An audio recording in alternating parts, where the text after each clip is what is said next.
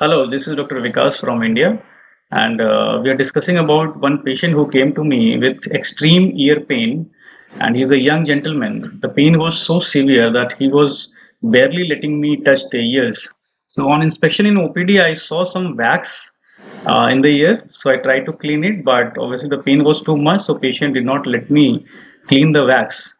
But according to the pain, the severity of pain raised the suspicion that this might not be the simple wax, but can be a case of keratosis obturans. So we took the patient under general anesthesia and started cleaning the ears.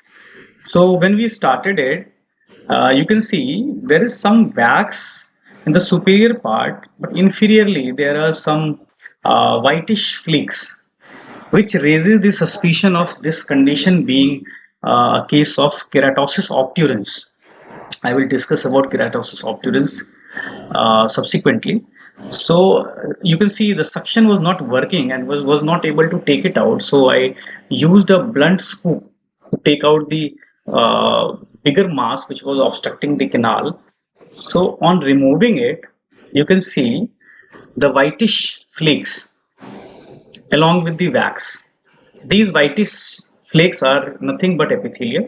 Some tinge of blood is also seen adhere to these flakes, which shows that these flakes must be impinging around the canal wall, causing bleeding at the time of removal. So let's see what is inside. So when we go inside, what we can see is the canal is grossly edematous and there are sheets of epithelium which are adhered to it, which confirms our suspicion that this is not a case of simple wax, but a case of keratosis obturans. In this case, what happens is initially it starts with some wax in impaction which cannot come out on its own, and slowly medial to the wax the epithelium is going to shed and it forms multiple layers of sheets. This, because of the pressure around the walls, causes erosions and ballooning of the extraaortic canal, and the outside of this pouch it becomes narrowed, sometimes surrounded with the granulations. In this case, we could not see any granulation, but yes, the canal outside was slightly smaller, and inside, as we clean it, you can see it's a big cavity which is edematous, which is uh, filled with this sheet-like epithelium, and we are slowly and gently trying to take it out. You can see how much is the mass inside. They generally present with extreme pain and hearing loss.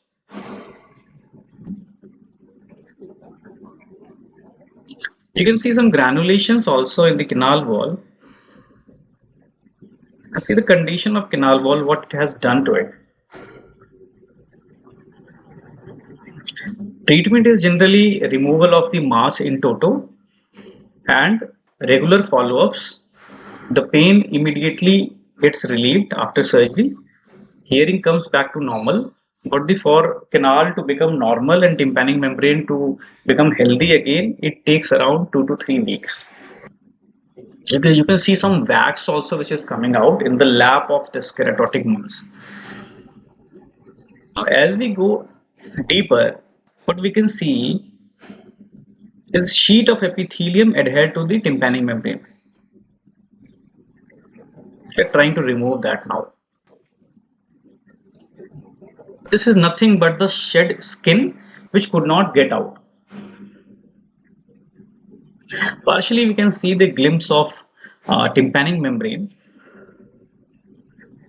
the condition of the canal wall, how it's ballooned out inside and the outside is narrowed. So this is the tympanic membrane. Some amount of bleeding can happen, which is normal to have in such a case, and it usually heals up very nicely in the post-operative period once the primary insult is gone.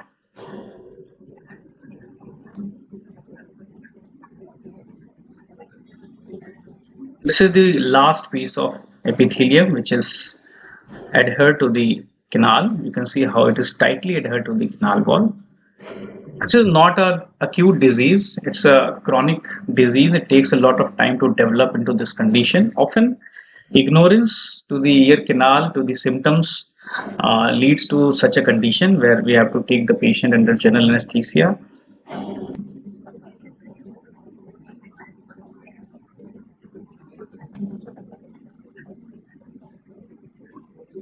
Basically, whole canal is clean now, free of the keratotic mass, and this is the tympanic membrane which is not recognizable.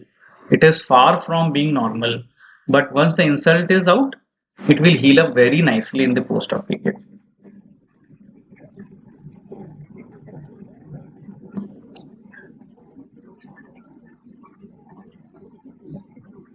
Following removal of the keratotic mass, we have irrigated the canal with the antibiotics and some saline to flush off remaining epithelium and avoid any infection in the post-operative period.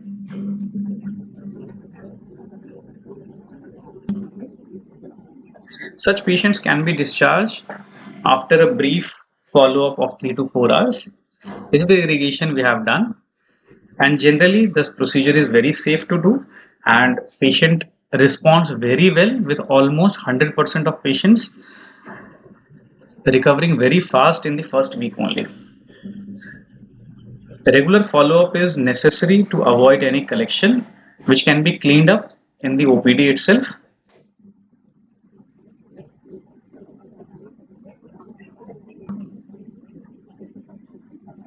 So you can see this is the final picture.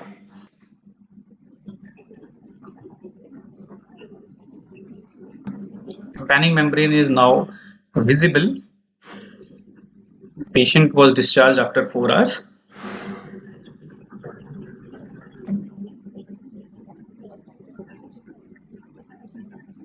In follow-up also, the whole canal healed up very nicely. Thank you so much for watching.